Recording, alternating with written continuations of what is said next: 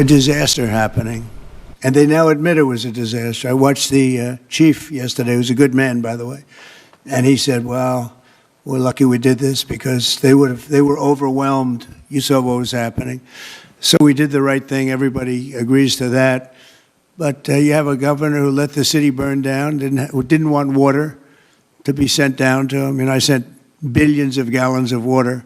I wanted to do it in the first term. He wouldn't do it over, I don't know, they have environmental reasons, but there were no environmental reasons. I think it's just a political philosophy. But it's lucky for the people in Los Angeles and in California that we did what we did. We got it just in time. It's still simmering a little bit, but not very much. Yep. And what crime has he committed that would warrant his arrest? What crime has Governor Newsom committed? A crime has he committed? Yeah, to warrant his arrest, as you had suggested earlier. I think his primary crime is running for governor because he's done such a bad job. What he's done to that state is like what Biden did to this country. And that's pretty bad. It's the wrong philosophy. Thousands, hundreds of thousands of illegal immigrants, many of them prisoners. They're taking up your health care. They're taking up your space in schools. They're taking up your hospital.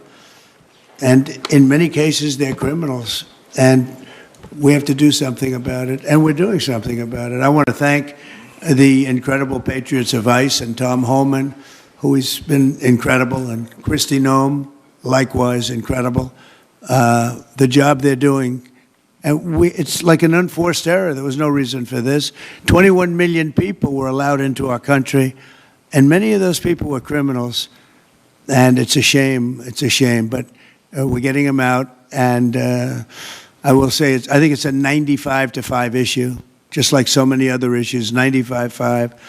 And the Democrats lost an election in a landslide because they're on the wrong side of the issues. I mean, it's not even conceivable that somebody would do the kind of things that he did. And then, you talk about projects. They want to build a train going from San Francisco to L.A., and it's costing hundreds of billions of dollars more than they thought it was going to cost. It's not even believable. To Brad and to people sitting here, would you believe that a train, it was going to cost X dollars and it might be 100 times X?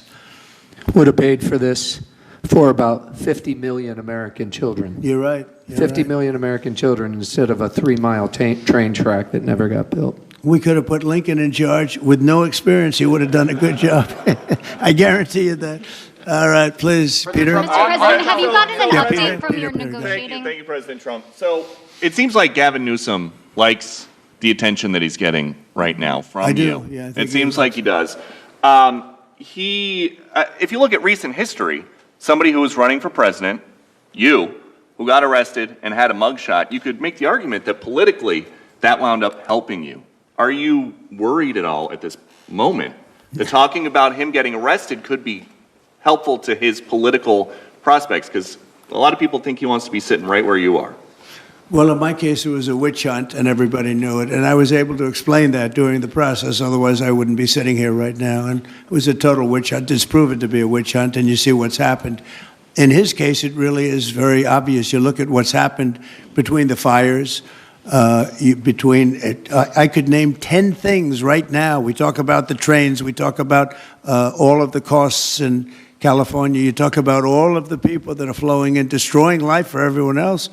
So, no, I don't think it's going to help him. I think it's actually very bad for him. And right around the time that we were walking in here, the governor and the state attorney general said that they're going to sue you for sending the National Guard in. They're saying there's no invasion, there's no rebellion. The president is trying to manufacture chaos and crisis on the ground for his own political ends. Federalizing the California National Guard is an abuse of the president's authority under law. Well, it's interesting. You watched the same clips as I did. Cars burning all over the place, people rioting. And by the way, we stopped it. We were able to make it much better, but it still looked pretty bad. And in watching clips last night, people were saying this is really a big problem. And until we went in, if we didn't do the job, that place would be burning down just like the houses burned down. They were in big trouble last night, Peter. You know it. And the night before, and the night before that. And I feel we had no choice. I don't want to see happen what happened so many times in this country. I watched Minneapolis burn I watched, look at what happened in so many different parts of California. You take a look at what happened in San Diego. There's so many different places where we let it burn. We want to be politically correct. We wanted to be nice. We want to be nice to the criminal.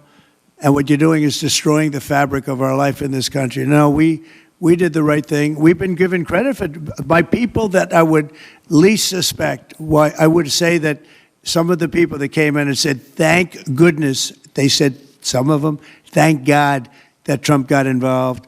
And I'm very happy I got involved. And I think Gavin, in his own way, is probably happy I got involved. Yeah, go ahead, Peter. What do you make of the fact that he says, you want a civil war on the streets of America? No, that's just the opposite. I don't want a civil war. A civil war would happen if you left it to people like him. And I liked him. You know, I always got along with him. Never had a problem with him. But he's grossly incompetent. Okay. Have you gotten an update from negotiators in London? Have you gotten an update from your team in London negotiating? What? Louder. Have you gotten an update from your team in London negotiating the China trade talks?